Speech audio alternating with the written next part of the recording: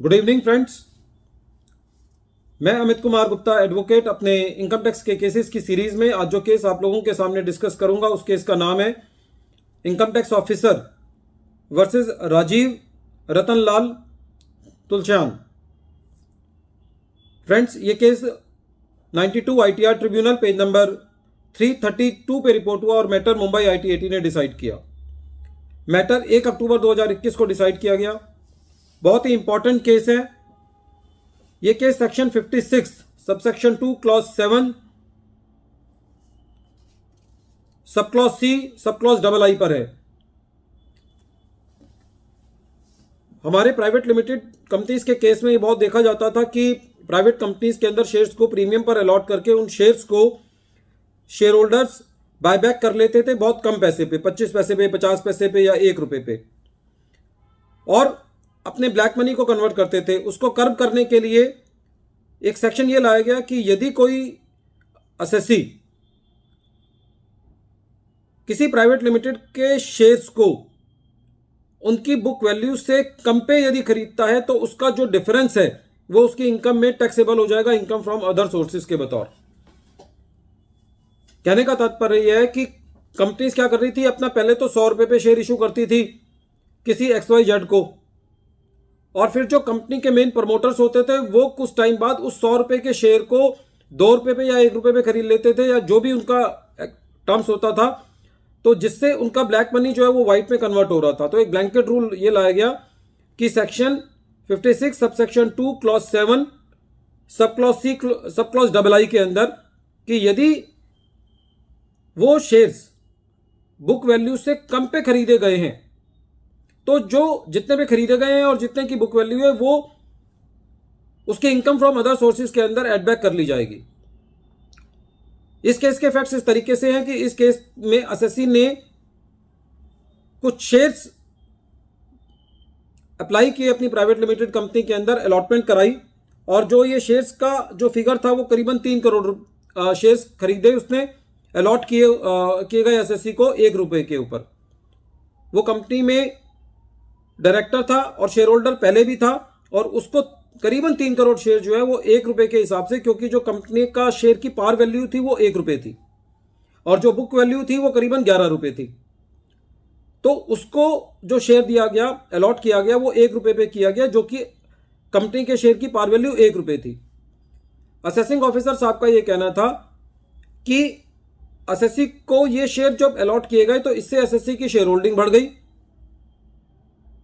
और क्योंकि उसकी बुक वैल्यू 11 रुपए थी इसलिए वो इस सेक्शन के तहत आता है, और जो डिफरेंस है 10 रुपए, तो जो 11 रुपए उसकी मार्केट वैल्यू थी, जो बुक वैल्यू थी, और जितने पे उसको अलॉट किया गया 1 रुपए पे, डिफरेंस उसकी इनकम फ्रॉम अदर सोर्सेज में जाना चाहिए सेक्शन 56 सबसेक्शन 2 के अंदर। जब ये मैटर आईटीएटी के पास गया, क्योंकि सीआईटी ने कुछ पार्शियल रिलीफ असेसी को दिया था, तो बहुत डिपार्टमेंट और असेसी जो है वो आईटीएटी में अपील में गए हुए थे, तो आईटीएटी ने इस मैटर पे जो डिसीजन दिया वो ये दिया कि असेसी को शेयर अलॉट करने से पहले राइट इशू लाया गया। सभी शेयर होल्डर्स को मौका दिया गया कि आप कंपनी के अंदर शेयर अप्लाई कर सकते हैं। उन लोगों ने शेयर अप्लाई नहीं करे इसलिए उनको शेयर अलॉट नहीं किए गए। असेसी ने अप्लाई किए इसलिए उसको अलॉट कर दिए गए, जिसकी वजह से उसकी शेयर होल्डिंग बढ़ गई। तो डिपार्टमेंट की जो एक एलिगेशन थी कि असेसी को डिस्प्रपोर्शनेट फायदा दिया गया है, और जो डिपार्टमेंट ने जो वर्ड यूज करे वो ये थे कि the allotment was disproportionate and skewed in favour of the assessee. जो अलॉटमेंट की गई that was skewed in favour of the assessee. लेकिन आईटीएटी का ये कहना था कि जब शेयर्स अलॉट किए गए तो सबको राइट इशू दिया गया, खाली असेसी को राइट इशू नहीं दिया गया।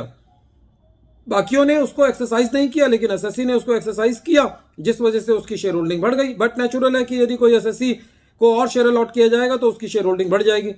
तो आप ये नहीं कह सकते कि एसएससी को कोई अनड्यू बेनिफिट दिया गया है।